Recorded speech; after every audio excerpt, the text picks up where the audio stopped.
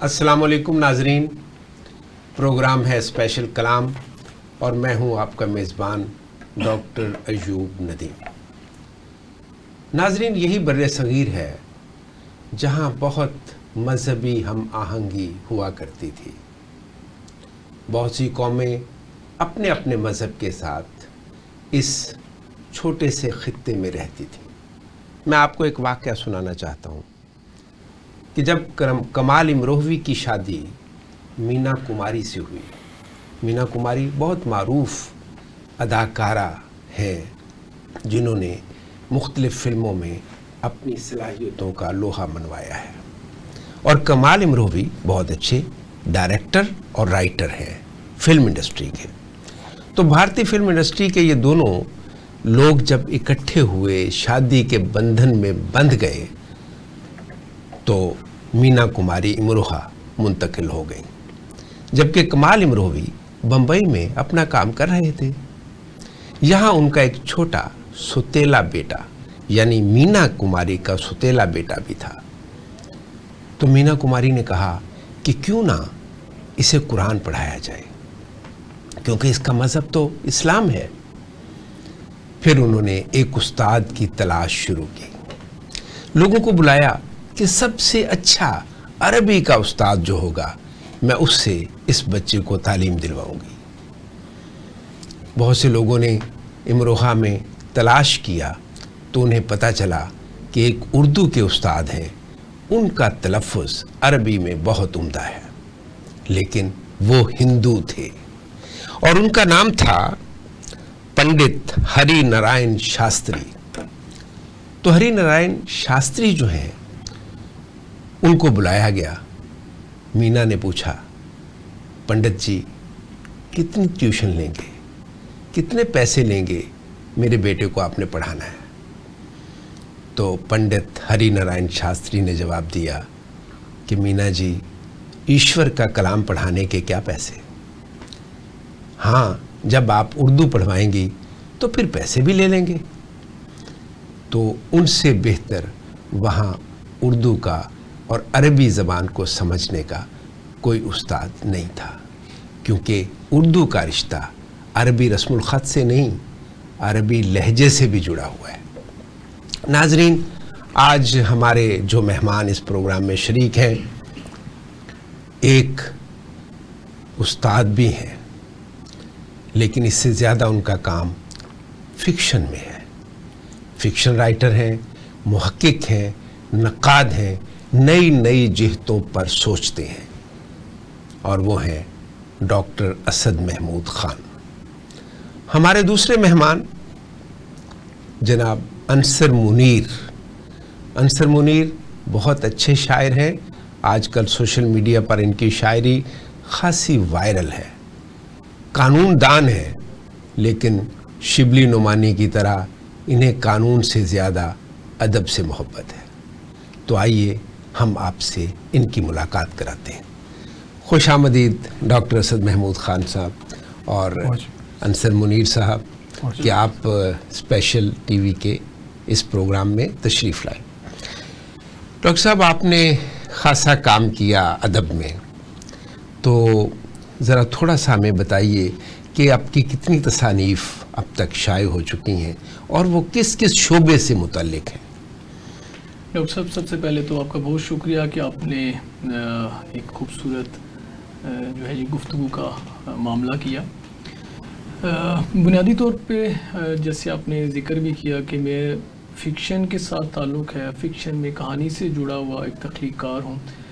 اس حوالے سے میں نے ناول لکھے، افسانے لکھے، ناولوں کے 4 سے 5 ناول میرے طبع شدہ ہیں۔ 4 سے 5 ناول آپ کے چھپ چکے ہیں؟ کوئی 5-6 کتابیں افسانوں کی چھپ چکی ہیں۔ اچھا، افسانوں کے مجموعے جو ہیں۔ افسانوں کے مجموعے۔ اس کے علاوہ کیونکہ فکشن ہی مین ہے تو اس کے سفر نامے ہیں، اس کے بعد سیرت پہ کچھ کام ہے، تحقیق کے حوالے سے میرے مقالہ جات کے علاوہ جو تحقیقی مقالے ہیں وہ گاہے جو ریسرچ جرنلز ہیں، چاہے وہ نیشنل ہیں یا انٹرنیشنل ہیں، اس میں تواتر سے وہ چھپے ہیں، کوئی 70+ جو ہے وہ ریسرچ آرٹیکلز میرے موجود ہیں تحقیقی حوالوں سے. تو یوں کولیکٹیولی اگر میں کہوں تو بنیادی طور پہ فکشن اور تحقیق جو ہے وہ میرا شوق ہے، یا جس کو میں جو ہے نا لے کے جو ہے نا وہ چل رہا جس سے آپ کی زیادہ محبت زیادہ محبت ہے. صحیح. اچھا، یہ جو فکشن ہے اس میں آپ نے ناول بھی لکھا، آپ نے افسانہ بھی لکھا، تو کبھی ناولٹ لکھنے کا تجربہ بھی ہوا، یا جو آج کل ٹرینڈ چل رہا ہے کہ بہت مختصر افسانہ لکھا جائے، کبھی اس کی طرف رجحان بھی گیا؟ اس میں ڈاکٹر صاحب میں نے جیسے ایک بات کہی کہ کہانی کی جڑت ہے. اب وہ کہانی جس طرف لے کے جانا چاہے، تو میں نے پلان اس طرح سے کبھی نہیں کیا کہ مجھے پلان کر کے میں نے ناولٹ لکھنا ہے، یا پلان کر کے میں نے کہانی کو جان بوجھ کے یہاں پہ اس کو چھوڑ دینا ہے. تو کہانی کی ضرورت کے مطابق ہاں یہ میں ضرور کہہ سکتا ہوں کہ بہت مختصر کہانیاں نہیں لکھی. ایک نارمل جو ایک مزاج جسے ہم مائکرو فکشن جسے کہتے ہیں، وہ شاید میرا اس طرح کا مزاج نہیں ہے، کیونکہ میری کہانی کے اندر ایک جو میں سمجھتا ہوں ایک اس کا ایک اہم ایلیمنٹ وہ ہے منظر نگاری. تو شاید منظر نگاری کے لیے اتنا مختصر افسانہ نہیں لکھا جا سکتا. انصر منیر صاحب، کتنا عرصہ ہو گیا شعر کہتے ہوئے؟ بہت شکریہ سر، آپ نے دعوت دی. اور شاعری کے حوالے سے میرا خیال ہے کہ جہاں تک مجھے یاد پڑتا ہے، میں اس وقت فرسٹ ایئر کا اسٹوڈنٹ تھا جب مجھے یہ احساس ہوا کہ مجھے شعر کہنا چاہیے. اور کب تھے آپ فرسٹ ایئر کے اسٹوڈنٹ؟ میں تقریباً آپ 2005 21ویں صدی میں تھے. تو گویا آپ 21ویں صدی کے شاعر ہیں. یہ پھر میں نے شاعری کا جو سلسلہ ہے پھر بیچ میں رک سا گیا کچھ تعلیمی وجوہات کی وجہ سے اور پیشہ ورانہ چیزیں جو ہیں، لیکن مجھے تقریباً 10-15 سال کا عرصہ ہو گیا ہے شعر سے وابستگی کے حوالے سے اگر بات کی جائے تو. باقی میں یہ سمجھتا ہوں کہ شاعر جو ہوتا ہے وہ شاید، میں اس پہ یقین ہے میرا کہ وہ پیدا ہی شاعر ہوتا ہے. وہ اس کی انسٹنکٹیو ایبیلٹیز جو ہوتی ہیں اس میں شاعری کہیں جو ہے وہ امبیڈڈ ہوتی ہے، چھپی ہوئی ہوتی ہے. تو بس اتنا ہی عرصہ ہوا. یعنی شعر ظاہر ہے، شاعری جو ہے یہ ایک فطری عمل ہے. شاعر ہوتا ہے یا نہیں، تو اگر ہوتا ہے تو وہ ظاہر ہو جاتا ہے، اور اگر نہیں ہوتا تو وہ ادھر ادھر سے لکھوا کر بھی کبھی شاعر نہیں بنتا. تو آپ کے کلام سے ہم آج آغاز کرتے ہیں. ایک سر شعر سے میں آغاز کرتا ہوں جو کہ بہت زیادہ وائرل بھی ہے کہ اس پرندے کا گھر نہیں شاید، اس پرندے کا گھر نہیں شاید، وہ جو محو اڑان رہتا ہے. واہ واہ واہ. اپنے والد سے ہم کلام رہو، یوں وہ بوڑھا جوان رہتا ہے. واہ واہ. بہت میں کچھ اور بھی آپ کو غزلیات میں سے آپ کی سماعتوں کی نظر کرتا ہوں. یوں ادھورا قریب آؤ نہیں، یہ محبت فقط لگاؤ نہیں. واہ واہ واہ واہ. مار دے گی میری فراوانی، ہجر ہوں میں مجھے کماؤ نہیں. کیا کہنے. اس کی تصویر ہی بہت ہے مجھ کو اب تم غزل سناؤ نہیں. واہ واہ. اور میں ہوں اندر سے عشق کا حامی، مجھ کو اس کام پر لگاؤ نہیں. واہ واہ واہ.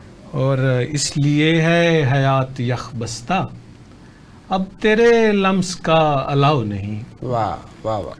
کون دو تحیرات سہے، مجھ کو دیکھو تو مسکراؤ نہیں. واہ واہ واہ. اور ایک اور غزل ہے اس کے اشعار کے، مجھ میں تو اتر آئی ہے تاثیر تمہاری. واہ. سینے سے لگا رکھی تھی تصویر تمہاری. واہ واہ واہ. اور خدشوں کی یہ دیمک ہی اسے چاٹ گئی ہے، تھی دل کی زمینوں پہ جو تعمیر تمہاری. کیا بات ہے. اور خدشوں کی دیمک. بہت شکریہ.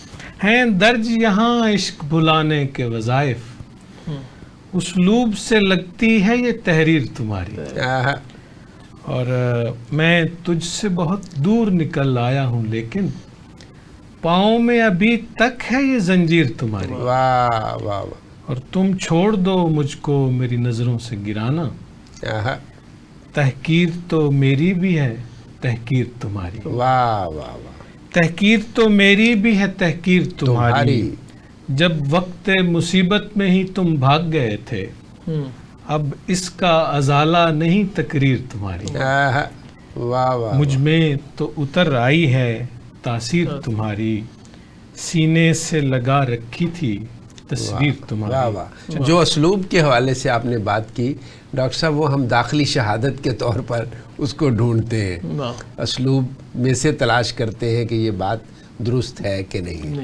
ڈاکٹر صاحب، آپ نے بہت کام کیا تحقیق میں، اور جو تحقیق ہے اس کے حوالے سے یہ فرمائیں کہ جو آج تحقیق ہو رہی ہے، کیا اس سے اردو تحقیق والے مطمئن ہیں؟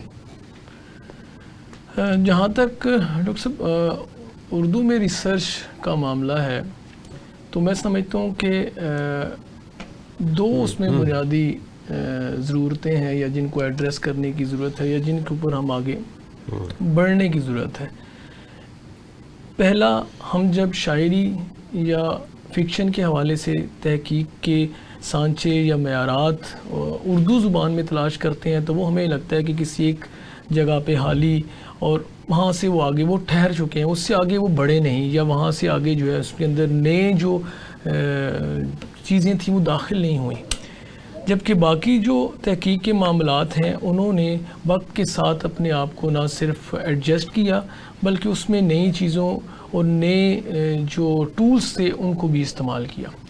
اب جب ہم دونوں کو کمپیرزن کرتے ہیں، اچھا اس میں اردو کیونکہ لینگویج لٹریچر کے ساتھ لینگویج کا بھی اس کے عمل دخل ہے تو ہم یہ کہہ سکتے ہیں کہ شاید اس وجہ سے وہ محدود رہ گئی، لیکن ایسا نہیں ہے۔ اس کے ساتھ جب ہم باقی لینگویجز کو دیکھتے ہیں اور ان کے ٹولز کو دیکھتے ہیں تو ہمیں لگتا ہے کہ انہوں نے اس کے اندر بہتری کی طرف یا نئے زاویوں کی طرف وہ لوگ گئے، وہ زبانیں گئی ہیں۔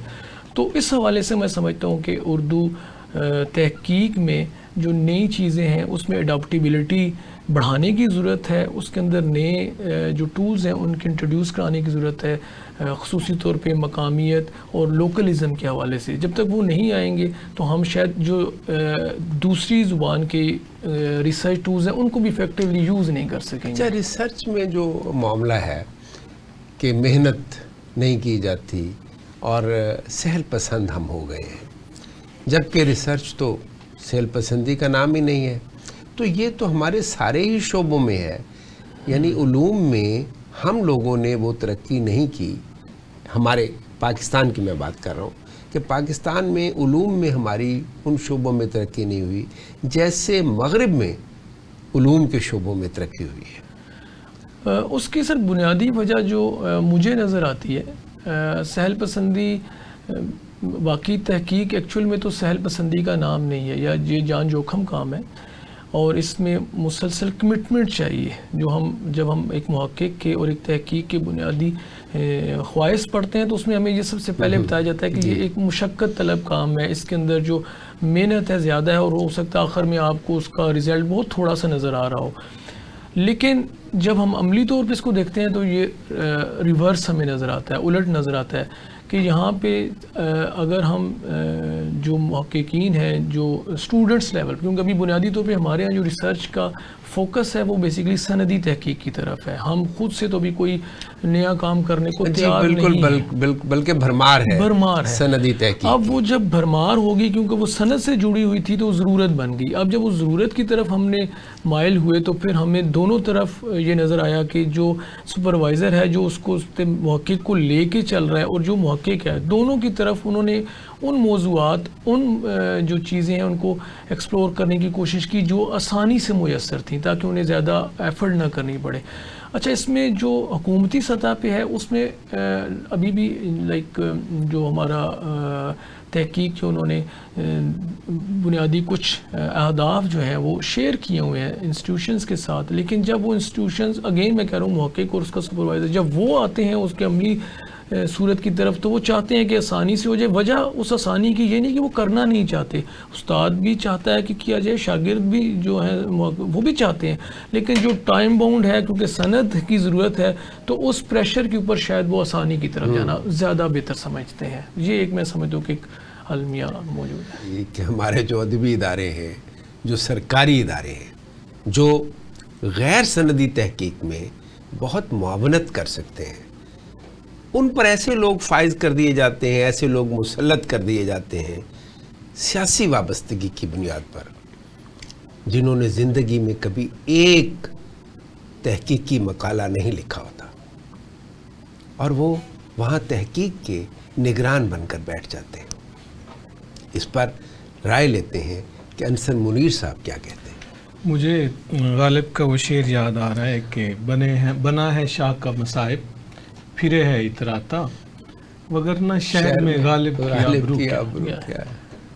تو میرا خیال ہے کہ جہاں تک یہ نیپوٹزم یا ادبی فیوریٹزم کی بات ہے، اس کی جتنی بھی دل شکنی کی جائے یہ بہت ضروری ہے. حوصلہ شکنی ہاں. اور اس میں میرا خیال ہے کہ جو یہ ادبی بددیانتی متصور کی جانی چاہیے کہ جہاں پہ اعلیٰ عہدوں پہ فائز ہیں لوگ ادبی ان اداروں میں، اور وہاں پہ وہ اپنے مخصوص لوگوں کو اور لابینگ کر کے، تو میرا خیال ہے کہ اس سے اصل ادبی جو لوگ ہیں، جو اصل میں محقق ہیں، جو شاعر ہیں، ان کا چہرہ جو ہے وہ ادبی منظر نامے پہ سامنے نہیں آتا، بلکہ وہ جو نوازے ہوئے لوگ ہیں وہ ادب کے منظر نامے پہ. انصر صاحب اصل بات تو یہ ہے نا کہ جس کا کام اسی کو ساتھ، جی right person for the right job. جہاں کسی کی جگہ بنتی ہے، جو ذرہ جس جگہ ہے وہیں آفتاب ہے. اس میں بالکل اس کی حوصلہ شکنی ہونی چاہیے. اور میں سمجھتا ہوں کہ ہمارے ہاں ویسے بھی جو موجودہ عہد میں سوشل میڈیا ایک فیکٹر بن گیا ہے، تو بالکل میریٹوکریسی جو ہے اس کو ذہن میں رکھ کے، لیکن میرٹ کی جو دھجیاں ہیں وہ صرف ادب میں نہیں، ہر جگہ اڑائی جا رہی. قانون تو کہیں بھی نہیں ہے نا، قانونی آئین میرٹ کہیں بھی نہیں ہے. تو یہ تو پورے تمام شعبے جو ہمارے ہیں ان سب کو اس نے حساب میں لیا ہوا ہے. کیا کہتے ہیں آپ؟ میں یہ سمجھتا ہوں کہ جس جگہ بھی وہ کہتے ہیں کہ injustice anywhere is threat to justice everywhere. جہاں کہیں بھی بے انصافی ہوگی اور وہ تھریٹ ہوگا انصاف کے لیے. تو میرا خیال ہے کہ یہ اگر ہم، مجھے افسوس سے کہنا پڑ رہا ہے کہ اگر قانون کی حکمرانی ہوتی یا میرٹ ہوتا، یعنی یہاں انسانی حقوق کے حوالے سے احترام ہوتا، یہاں ادبی حلقے جو ہیں وہ اس طرح پروان چڑھ سکے جس طرح چڑھنا چاہیے، تو ہم کہیں اور ہوتے. اور اس لیے ہم دنیا میں شاید بہت پیچھے رہ گئے ہیں. اور ادبی حوالے سے بھی میں یہ سمجھتا ہوں کہ میرا دل اتنا مطمئن نہیں ہے. میں اسی تناظر میں ایک اور بات کرنا چاہتا ہوں کہ ہمارے آئین کا آرٹیکل ہے 251 جی. اس میں یہ آئین کا جو آرٹیکل ہے 1973 کا جو ہمارا آئین ہے یہ اردو زبان کے حوالے سے ہے. اور جب ہمارا یہ آئین بنا تھا تو اکارڈنگ ٹو دس آرٹیکل 15 سالوں میں ہمیں اردو زبان کو سرکاری سطح پہ دفتری زبان بنانا تھا. اور اس میں پچھلے 2-4-5 سالوں پہلے ایک ججمنٹ بھی آئی تھی سپریم کورٹ کی. جواد ایس خواجہ صاحب تھے اس وقت جسٹس، کہ اردو کو لاگو کیا جائے. تو وہ بھی ان لیٹر اینڈ اسپرٹ جو ہے وہ نہیں ہوا. تو میرا خیال ہے ایک دفعہ چائنا کا، یہاں انصر صاحب اردو کا ہی مسئلہ نہیں ہے، یہاں نہ جانے کیا کیا نافذ ہونے والا ہے. آئین یہ بھی تو کہتا ہے نا کہ ایک عام جو پاکستانی ہے اس کے بہت سے حقوق ہیں، تعلیم اس کا حق ہے، صحت اس کا حق ہے، روزگار اس کا حق ہے، اظہار رائے اس کا حق ہے. اگر آپ اور میں قانون کی حکمرانی کی بات کریں گے تو ہو سکتا ہے 2-4 دفعات ہم پر بھی لگ جائے، اس لیے اس کو یہیں روکتے ہیں. ڈاکٹر صاحب، آپ سے میں یہ سوال کرنا چاہوں گا کہ یہ جو ادبی ادارے ہیں، سرکاری ادبی ادارے، جو نجی ہیں ان کی بات نہیں ہو رہی، وہاں جو غیر محقق یا اس طرح کا آدمی جو ادب میں ویژن نہیں رکھتا، جب وہ اس پر بٹھا دیا جاتا ہے تو اس کا دفتر ایک بیٹھک تو بن جاتا ہے، آنے جانے والوں کے لیے ایک ڈرائنگ روم، اور ایسی مثالیں اس سے پہلے بھی موجود ہیں. تو اس کو کوئی روکا بھی جا سکتا ہے؟ کس طرح اس کی آواز اٹھائی جا سکتی ہے کہ جو کم از کم ادب کے شعبے کو تو معاف فرما دے؟ سر آپ ٹھیک کہہ رہے ہیں. اس کو اگر ہم 2 حصوں میں آپ دیکھیں تو میرے خیال میں ایک تو ہے ایڈمنسٹریٹو اسکل اور ایک ہے لٹریچر.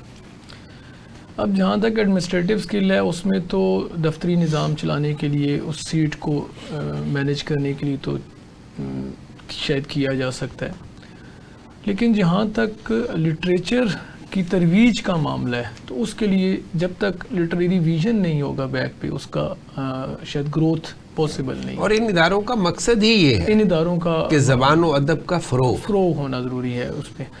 تو اس حوالے سے اس میں یقیناً ترجیحات بدلنے کی ضرورت ہے کہ اگر ہم نے اچھا ہوتا کیا ہے پریکٹیکلی ہوتا یہ ہے کہ جب ہمیں میرٹ کو ہم کنسیڈر نہیں کرتے تو پھر ہمیں کچھ لوگوں کو اوبلائج کرنے کے لیے اس طرح کی سلاٹس ہم نے شاید کریٹ کر کے رکھی ہوئی ہیں. اچھا اس کو آپ اس سے اوبلیگیشن تو لے لیتے ہیں، بٹ الٹیمیٹلی جو اس کا لارجر ایم ہے وہ ڈیمیج ہوتا ہے. پرٹیکولرلی اچھا یہ تمام شعبوں میں یہ بات ٹرو ہے، لیکن خاص طور پہ ادب کے حوالے سے کیونکہ ہم بات کر رہے ہیں تو اس حوالے سے ہم اس کو فوکس کرتے ہیں کہ اسی طرح ہی ہے. لیکن آپ اس کو بڑے سکیل پہ آپ جا کے دیکھیں تو آپ دیکھیں گے کہ آپ کی بہت سی منسٹریز اور اس طرح کی اپوائنٹمنٹس بھی وہ اس طرح سے کوالیفائی نہیں کرتی جس طرح سے ان کا میرٹ ہونا چاہیے یا اس کی ڈیمانڈ ہونی چاہیے. تو یہ شاید ایز اے ہول ہمارے سسٹم کے اندر پریویل کر گیا ہوا ہے کہ ہمیں کچھ جو چیزوں کو جو ہے وہ ون مین شو ہوگا اور باقی جو ہے اس کو ہم اوبلائج کر کے سسٹم کو چلانے کی کوشش کریں. مجھے یاد نہیں آ رہا، میری جو کتاب ہے ہوئے ہم کلام جو مشاہیر ادب کے انٹرویوز پر مشتمل ہے، اس میں غالباً یا انجم رومانی صاحب نے یا کسی اور شخصیت نے یہ کہا تھا کہ پاکستان میں ادبی ادارے ادب کے لیے نہیں بلکہ بعض لوگوں کو نوازنے کے لیے بنائے جاتے ہیں. انصر منیر صاحب، اس جملے پہ آپ کا کلام ہو جائے. ایک غزل کے چند اشعار ہیں کہ آنکھ میں باقی نہیں قطرہ کوئی پانی کا، کھا نہ جائے یہ مجھے رنج بیابانی کا. واہ واہ واہ واہ. اور دشت وحشت میں میرا حکم بڑا چلتا ہے، کام دوں گا تجھے پھولوں کی نگہبانی کا. واہ واہ واہ، مکرر ارشاد ہو. واہ واہ. دشت وحشت میں میرا حکم بڑا چلتا ہے. کیا کام دوں گا تجھے پھولوں کی نگہبانی کا. تیور ہے شعر میں. واہ واہ. اور تم سے کہتا ہوں مجھے تم نہ میسر ہونا، میں تو قائل ہی نہیں ہوں کسی آسانی کا. اور پھر کسی شے کی حفاظت نہیں کرنی پڑتی، فائدہ ہے یہ میاں بے سر و سامان. واہ واہ واہ واہ. پھر کسی شے کی حفاظت نہیں کرنا پڑتی. واہ واہ. فائدہ ہے یہ میاں بے سر و سامانی کا. اور تیرے آنے پہ محبت کی کرن پھوٹے گی، پھر گلا گھونٹ دیا جائے گا ویرانی کا. واہ واہ. آنکھ میں باقی نہیں قطرہ کوئی پانی کا، کھا نہ جائے یہ مجھے رنج بیابانی کا. واہ واہ واہ. کیا کہنے، کیا کہنے. ڈاکٹر صاحب، اگر میں آپ سے پوچھوں کہ آپ کے تخلیقی بچوں میں ظاہر ہے جو آپ نے لکھا ہے وہ اولاد کی طرح ہوتا ہے، اس میں آپ کی سب سے پسندیدہ کتابیں کون سی ہیں؟ جن میں کہانی ہے، مطلب ناول اور افسانہ. ان میں سے بھی تو کوئی اختصاص ہوگا. اس میں اختصاص ناول میرا پیشی، میں ماں اور خدا، حاضری، حاضری، ان کی جو موضوعات ہیں، پیاری حلیمہ، یہ ایسے موضوعات ہیں جو بیسیکلی وقت کی نبض پہ ان کا ہاتھ بھی ہے اور بالکل ایک منفرد موضوعات ہیں. یعنی وقت کی نبض پہ اصل میں آپ کا ہاتھ ہے جو آپ نے ان ناولز میں بیان کر دیا ہے. جی انصر منیر صاحب، آپ کی تصانیف آئیں کوئی؟ نہیں، ابھی تک میری زیر طبع ہے ایک کتاب. میں سوچ رہا ہوں کہ مجھے اکثر جو آپ جیسے استاد ہیں، دوست ہیں، وہ یہ مشورہ دیتے ہیں کہ کتاب ضرور آنی چاہیے کیونکہ چیزیں ریکارڈ پہ آ جاتی ہیں آپ کی. تو I am into this process کے. اچھا، ایک ریکارڈ پہ آ جاتی ہیں، دوسرا پہلو اس کا یہ ہے کہ کسی بھی تخلیق کار کے مجموعی جو مطالعے کی ضرورت ہوتی ہے وہ ہو سکتا ہے. اگر ایک جو غزل سے یا چند ایک نظموں سے اس کے مقام کا تعین نہیں ہو سکتا. تو اللہ کرے کہ آپ کا جلدی جو ہے وہ آئے. تو آج کی جو شاعری ہے آپ اس سے مطمئن ہیں؟ اچھا، اس میں ایک رائے تو یہ ہو سکتی ہے کہ میں مطمئن نہیں ہوں، مگر میں کوئی نیگیٹو بات اس حوالے سے نہیں کرنا چاہتا کیونکہ میں ایک آپٹمسٹک آدمی ہوں. میں سمجھتا ہوں کہ بہت اچھی شاعری بھی ہو رہی ہے اور میں یہ سمجھتا ہوں کہ جو شاعر ہوتا ہے وہ معاشرے کا آئینہ ہوتا ہے اور اگر وہ اس معاشرے کی اونچ نیچ، اس کی جو ٹوٹ پھوٹ ہے یا جو اس میں تغیر و تبدل ہو رہا ہے، اس حوالے سے وہ اس جذبات کی ترسیل کر رہا ہے تو وہ اس وقت کا نمائندہ ادیب ہے. تو مجموعی طور پہ شاعر کو معاشرے سے جڑا ہوا ہونا چاہیے، تب ہی وہ اس عہد کا نمائندہ شاعر ہے.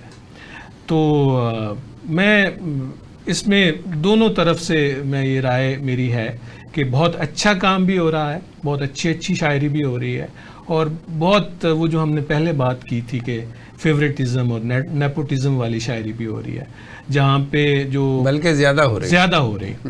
تو اس لیے میں امید کا پہلو تو میں نہیں چھوڑ سکتا اور خاص طور پہ جو ایک حوالے سے میں مطمئن ہوں کہ سوشل میڈیا کا بھی کردار ہے جہاں اس کے بہت سارے منفی پہلو بہت اہم کردار ہے جہاں پہ کچھ اچھے مشاعرے ہو رہے ہیں مختلف پلیٹ فارمز پہ اور ان کی ریکارڈنگز اور مختلف سوشل میڈیا پلیٹ فارمز پہ وہ چل رہی ہیں. تو اس حوالے سے اردو زبان کی ترویج و ترقی کے حوالے سے ایک مثبت پہلو ہے اور ایک انفارمیشن کا ذریعہ بھی ہے. جب آپ الیکٹرانک میڈیا کو بند کر دیں گے، اس پر پابندی لگا دیں گے، اس کے ذریعے کوئی خبر نہیں آئے گی تو ظاہر ہے کہ اس ایسی صورت میں پھر سوشل میڈیا وہ کردار ادا کرتا ہے. اگرچہ اس میں غلط نیوز بھی آتی ہیں لیکن اس میں سے کچھ خبریں درست بھی ہوتی ہیں جو لوگوں تک پہنچتی ہیں.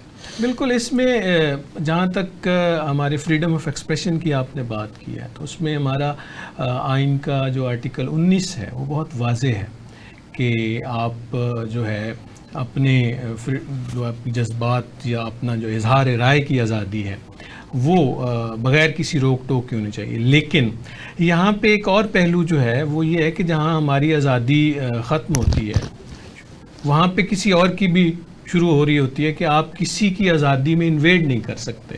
لیکن اب تو پہلی آزادی جو ہے وہ کتابوں میں لکھی ہے، آئین کی کتاب میں لکھی ہے، عملی صورت میں نہیں ہے. اچھا ڈاکٹر صاحب، میں ایک بہت مختلف سا سوال آپ سے کرنا چاہتا ہوں. آج کوئی بڑا محقق نہیں ہے، آج کوئی بڑا نقاد نہیں ہے. نقاد وہ ہے جو صرف تعریف و توصیف لکھتے ہیں، انالیسس کرنے کی تو ہمت ہی کسی میں نہیں ہے. اور اگر آپ کر دیں گے تو اگر آدمی ناراض ہو جائے گا اور وہ تو بندوق اٹھا کر آ جائے گا. بڑا شاعر نہیں ہے جیسے فیض تھے، جیسے استاد دامن تھے پنجابی میں، جیسے حبیب جالب تھے جو بات کہنے کا ہنر جانتے تھے اور کہتے تھے اور ڈرتے نہیں تھے. یہ جو انحطاط ہے یہ ہمیں ہر شعبے میں دکھائی دیتا ہے. اس کا سبب کیا ہے؟ اس کا سر بنیادی طور پہ جو مجھے ریزن سمجھ آتی ہے کہ ہم جو ہے بحیثیت تخلیق کار ہمیں سہنے اور کہنے کی جرأت چاہیے ہوتی ہے. ابھی میں اس کو تھوڑا سا ریلیٹ کرنا چاہ رہا ہوں انٹرنیشنل سینیریو کے ساتھ. تو آپ دیکھیں گے کہ یہ شاید وقت کی ضرورت شاید بن گیا ہوا ہے.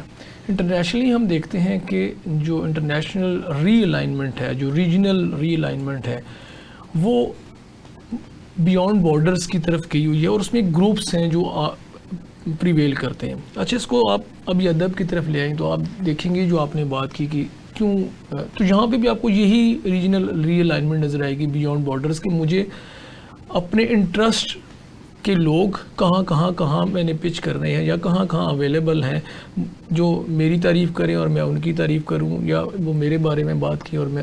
تو یہ جو گروپنگ یا یہ جو ری الائنمنٹ ہے فار اے مائنر کاز, اس نے جو بڑا لارجر ہمارا جو کاز ہے اس کو افیکٹ کیا ہوا ہے. اور یہ مجھے لگتا ہے کہ یہ شاید اوور آل انٹرنیشنل یا گلوبلائزڈ جو فینومینا ہے وہ ہر جگہ نظر آتا ہے, اور خاص طور پہ اردو ادب میں ہمیں نظر آتا ہے. اس لیے آپ دیکھیں گے کہ یہی آپ کی جو اداروں میں تقسیم ہے, آپ کی جو انعامات کی تقسیم ہے, آپ کی جو ایون کہ مشاعروں یا ابھی جو پروگرامز ہوتے ہیں, تو آپ دیکھیں گے وہ گروپ چلتے ہیں. پہلے ہم سنا کرتے تھے کہ یہاں سے طائفے جاتے ہیں مختلف ممالک کے اندر. آج سے 20 سال پہلے دیکھیں تو طائفہ بن کے جایا کرتا تھا, اور وہ ملک کی کلچر اور ثقافت کے وہ ایک کچھ لوگوں کو جس کی ایکسپرٹیز ہوتی تھی وہ اکٹھا کیا جاتا تھا, اور وہ جا کے اپنے ملک کی ریپرزنٹیشن کیا کرتے تھے. ابھی میں سمجھتا ہوں یہ طائفے جو ہیں وہ ادب کے اندر آ گئے ہوئے ہیں. وہ اپنے مرضی کے جو مزاج کے, یا میں وہ لفظ لگانا نہیں چاہتا کہ جو اس کرتب دکھانے کے حوالے سے وہ اس کو کلیکٹ کرتے ہیں اور اس کو ہم موو کرتے ہیں. تو یہ سب سے شاید بڑی وجہ ہے کہ اس کے اندر جو ہمیں بہتری کی طرف ہم نہیں جا رہے. تو جب ہم اس سے باہر آئیں گے تو پھر ہم فیض غالب اور سوری جالب کی ہم بات کریں گے, کیونکہ وہ اس سے آگے کی بات ہے, اس سے پیچھے کی بات نہیں ہے. بہت بہت شکریہ ڈاکٹر اسد محمود خان صاحب اور انصر منیر صاحب کہ آپ تشریف لائے. ناظرین, یہ جو ہمارے ذاتی مفادات ہیں یہ قومی مفادات کو کھا رہے ہیں. ہماری انا بڑی ہو گئی ہے اور مقصد چھوٹا ہو گیا ہے. ہم انحطاط دیکھتے ہیں, ہر شعبے میں انحطاط دیکھتے ہیں. کیوں؟